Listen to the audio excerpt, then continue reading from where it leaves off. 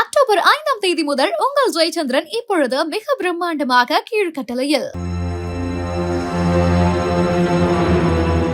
மத்திய பிரதேசம், ராஜஸ்தான் மாநிலங்களில் 1 முதல் 7 வயது வரை உள்ள 12 குழந்தைகள் கடந்த 15 நாட்களில் சந்தேகத்துக்குரிய வகையில் அடுத்தடுத்து உயிரிழந்தனர். இச்சம்பவம் பொதுமக்கள் இடையே மிகப்பெரிய அதிர்வலைகளை ஏற்படுத்தியது.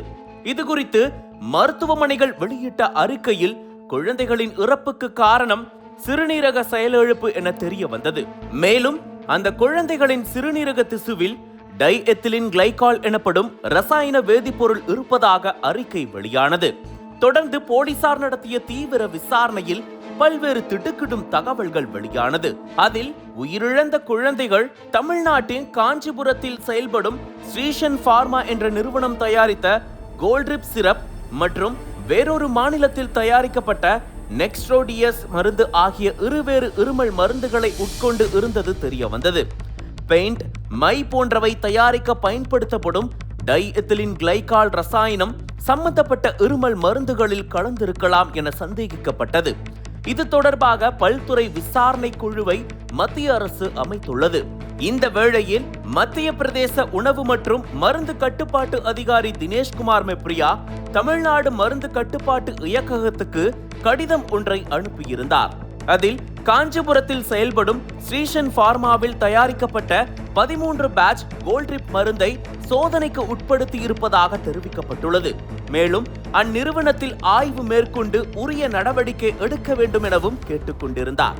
இதையடுத்து தமிழ்நாடு மருந்து கட்டுப்பாட்டு துணை இயக்குனர் எஸ். குருபாரதி தலைமையிலான குழுவினர் கடந்த 2 நாட்களாக சம்பந்தப்பட்ட மருந்து நிறுவனத்தில் ஆய்வு மேற்கொண்டனர்.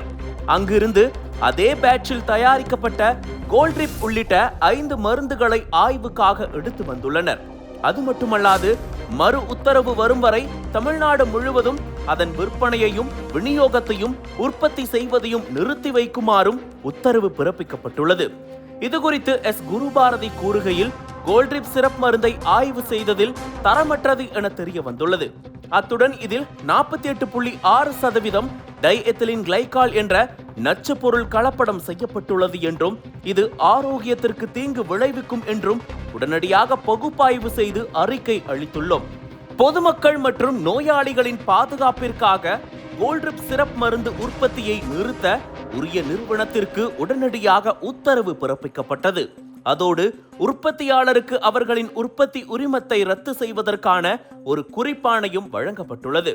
பொதுமக்கள் இந்த கோல்ட்ரிப் சிரப்பை பயன்படுத்துவதை தவிர்த்து ஏதேனும் இருப்பு இருந்தால் உடனடியாக உள்ளூர் மருந்து கட்டுப்பாட்டு அதிகாரிகளுக்கு தெரிவிக்குமாறு அறிவுறுத்தப்படுகிறார்கள்.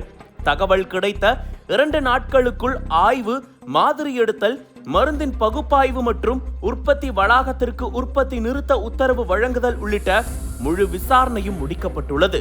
மேலும் இங்கிருந்து ஒடிசா, புதுச்சேரி உள்ளிட்ட மாநிலங்களுக்கு கோல்ட்ரிப் மருந்து விநியோகிக்கப்படுவதால் சம்பந்தப்பட்ட மாநிலங்களுக்கும் இது தொடர்பான தகவல்கள் வழங்கப்பட்டுள்ளன. மற்றொரு மருந்தான நெக்ஸ்ட்ரோடியஸ் மருந்து தமிழகத்தில் ஏற்கனவே விற்பனையில் இல்லை என தெரிவித்தார். அக்டோபர் 5ஆம் தேதி முதல் உங்கள் ஜெயச்சந்திரன் இப்பொழுது மிக பிரம்மாண்டமாக கீழ்கட்டளையில். அனல் பறக்கும் செய்திகளை அப்டேட் செய்து கொள்ள நக்கீரன் களத்தை இப்பவே சப்ஸ்கிரைப் பண்ணுங்க.